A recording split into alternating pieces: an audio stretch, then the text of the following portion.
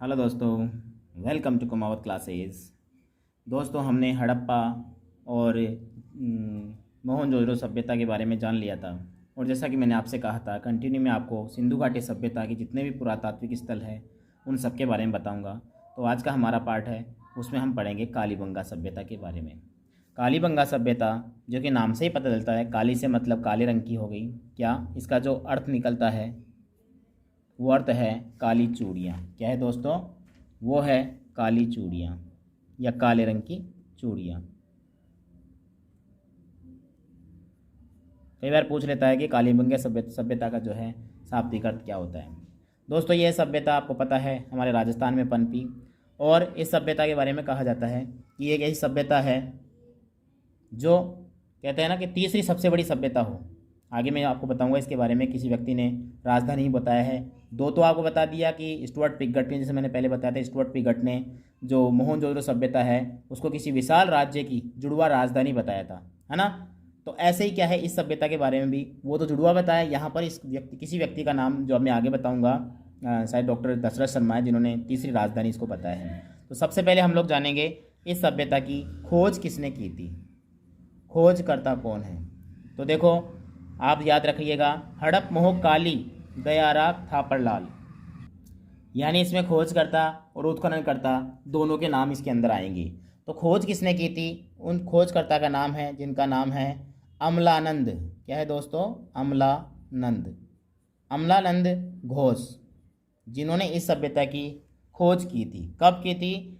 इन्होंने सन 1951 और एक स्थिति हो, एक और तारीख आएगी, इसका नाम है 1953 ईस्वी के अंदर। दोनों में से एक आएगी, 1951 या 1953। किस स्थान पर? उस जगह का नाम है हनुमानगढ़। हनुमानगढ़ स्थान आपको पता है जो राजस्थान में पड़ता है। अब हनुमानगढ़ की एक नदी है, मैं यहाँ बताता हूँ, नदी का नाम यहाँ लिख देता हूँ। नदी जिसका नाम है घग्गर नदी। कौन सी दोस्तों? उसका नाम है घग्गर नदी। घग्गर नदी जो कि आपको पता है राजस्थान की मृत नदी के नाम जानते हैं। और इस नदी का जो प्राचीन नाम है, प्राचीन नाम जो है वो है सरस्वती। क्या नाम है? सरस्वती। सब सरस्वती नदी, सरस्वती नदी। ठीक है, आप इसको याद रखिएगा। ज़्यादातर घग्गर नदी का नाम ही इसे पूछा जाता है। और इसकी खोजकर्ता जो है वो अमलानंद घोष है। उन्होंने 51 या 1953 ईस्वी के अंदर इसकी खोज की थी हनुमानगढ़ जिले के अंदर। ठीक है। हाँ, बात आती है इसका उत्खनन जो है। क्या? उत्खनन। उत्खननकर्ता कौन कौन से हैं? तो इसमें नाम आता है बीबी लाल और एक थापर। मतलब मेरा होता है हड़प मोह काली सुर को रोप रंग लो दयाराग थापर लाल। थापर और लाल दो नाम आते हैं। क्या? दयाराग थापर लाल, यानी थापर और लाल। तो एक का नाम था बीबी लाल, बीबी लाल, और एक व्यक्ति है जिनका नाम है बीके थापर। इन दोनों ने जो क्या किया था, इस सभ्यता का उत्खनन कार्य किया था सन, जो मैं बात करूं 1961 और बात करूं 1963। दो ही तारीख इसमें चल रही है। यहाँ से अगर 1951 है तो 1961 चलेगा, और अगर 1953 लेके चलते तो 1963 इसके अंदर आएगा। दोस्तों देखिए, हर जगह एक ही बात आती है, उत्खननकर्ता कौन है, किस जगह पर, किस नदी पर, और वहाँ से प्राप्त साक्ष्य और किन व्यक्तियों ने उस सभ्यता के बारे में क्या क्या बातें कही। यही बातें हमारे सामने आती है, इन्हीं के बारे में हम लोग जानते हैं। तो देखिए, यहाँ से जो प्राप्त है, यहाँ से प्राप्त क्या क्या प्राप्त हुआ यहाँ से, तो ध्यान रखिएगा। यहाँ से ऊंट, ध्यान रखिएगा, ऊंट व वृषभ के साक्ष्य। क्या? और इंपॉर्टेंट आता है जो कई बार क्वेश्चंस में पूछा भी गया है कई एग्जाम के अंदर, वो है जुते हुए खेत के साक्ष्य। यानी कहा जाता है खेत के साक्ष्य, यानी ये बात हम मान सकते हैं कि यहाँ के लोग कृषि किया करते थे। वहाँ तो दो हड़प्पा में उनके अंदर तो बात आई थी, चल तो रहा था, लेकिन ज़्यादातर व्यापारिक संबंधित, व्यापार समझ जाते, यहाँ के लोग कृषि से संबंधित थे। यहाँ से लकड़ी का हल, जो भी साबित कर रहा था लकड़ी का हल, जो ये साबित करता लोग खेती करते थे। क्या, और एक साथ कई फसलों का उगाने का साक्ष्य यहाँ से मिला, यानी एक साथ जो है एक से अधिक फसलें यहाँ पर उगाई जाती है। कुएं के साक्ष्य, कुएं के साक्ष्य यहाँ से प्राप्त हुए। ठीक है। और एक बात है इंपॉर्टेंट, वो है देखो स्नानागार अन्नागार जब वहाँ पर बात आई थी, हमने देखा था मोहनजोदड़ो में जो ईंटों से बना था, चूने पत्थर से बना था। यहाँ पर जो बात आती है वो है कच्ची ईंटों के साथ साक्ष्य, कच्ची ईंटों के साक्ष्य कालीबंगा सभ्यता से प्राप्त हुए। ठीक है। इस सभ्यता को जो है एक नाम बोला गया दीनहीन की बस्ती। क्या बोला गया? दीनहीन की बस्ती इसको बताया गया है। और एक बात और है, जब यहाँ पर ईंटें मिली, कई जो लोग जो कृषि किया करते थे, यहाँ पर एक इम्पोर्टेंट बात ये और आएगी कि लकड़ी से निर्मित जो नालियाँ थी उनके साक्ष्य भी मिले। मतलब लोग जो बरसात में पानी का निकलने का या खेतों में जो पानी जो बहाने का काम करते थे, वो क्या था? लकड़ी से निर्मित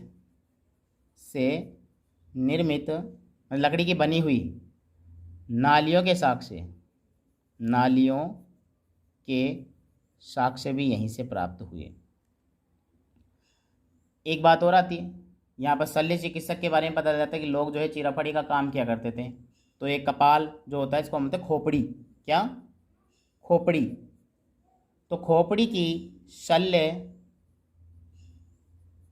चिकित्सा के साक्ष्य भी यहाँ से मिले। ठीक है दोस्तों, समझ में आ रहा है? क्या क्या बताया? ऊंट, वृषभ बताया मैंने, जुते हुए खेत, लकड़ी के हल, कुएं के साक्ष्य, यानी लोग खेती किया करते थे, एक से अधिक फसलें उगाया करते थे। ठीक है। और एक बात और आती है यहाँ पर, सबसे इंपॉर्टेंट बात आती है कि यहाँ पर जो शव थे ना, यानी लाश, उनको दफनाने के साक्ष्य भी यहाँ से प्राप्त हुए, और वो भी 3 तरह से। देखो इंपॉर्टेंट करके मैं यहाँ पर लिख रहा हूँ, समझिएगा ध्यान से। यहाँ से 3 प्रकार के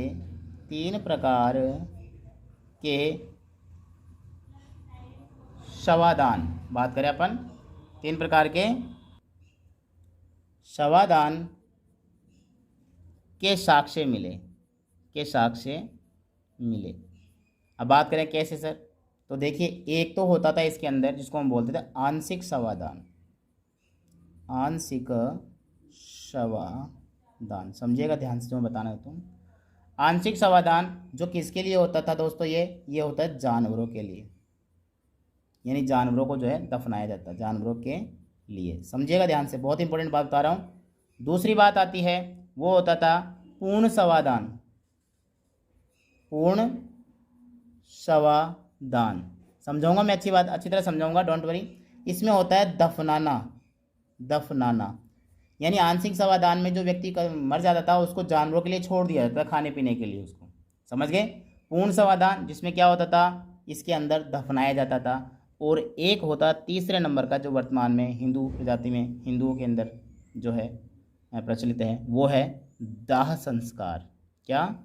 दाह संस्कार। इसमें क्या होता है? ये होता है अग्नि संस्कार, यानी कि उसको शव को जलाया जाता है। तो इंपॉर्टेंट बात है, आंशिक शवादान का संबंध किससे है? तो जानवरों के लिए, व्यक्ति को, मरे हुए व्यक्ति की लाश को छोड़ देना। पूर्ण शवादान में दफनाया जाता है, और जो है दाह संस्कार जो कि अग्नि संस्कार होता था। अब हम आगे बात करेंगे सर यहाँ से और क्या क्या प्राप्त हुआ। तो देखिए यहाँ से प्राप्त जो है बेलनाकार मोहरे, बेलनाकार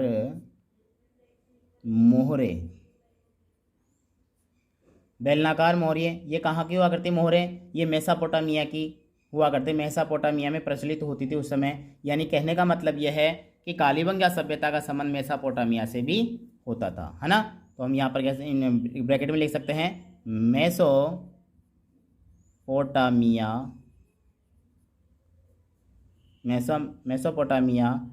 में प्रचलित थी के साक्ष्य। समझ गए? हाँ। और यहाँ से जो है अग्निकुंड